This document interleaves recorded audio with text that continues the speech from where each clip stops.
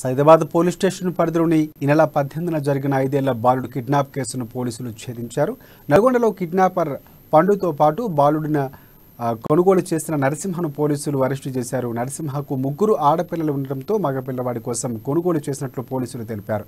బాలును తీసుకువెళ్లిన నిందితుడు 2 రోజుల పాటు హస్తినాపురంలో ఉండి 3 రోజు నల్గొండకు వెళ్లి నరసింహ అనే వ్యక్తికి 10,000 రూపాయలకు బాలును విక్రయించినట్లు పోలీసులు తెలిపారు.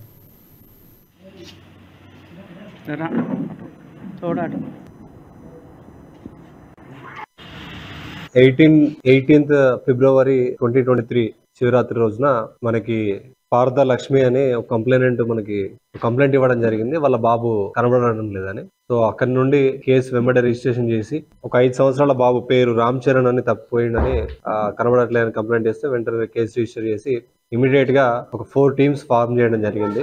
So Chandramohan additional inspector Saidabad and SIs Kanchan Bagh SI వీళ్ళతో పాటు ఇంకొక టీం, మొత్తం 4 టీమ్స్ ఫార్మ్ చేసి డిఫరెంట్ ప్లేసెస్ లో వెతకడం ప్రారంభించారు. సో టెక్నికల్ ఎవిడెన్స్ ద్వారా ఫస్ట్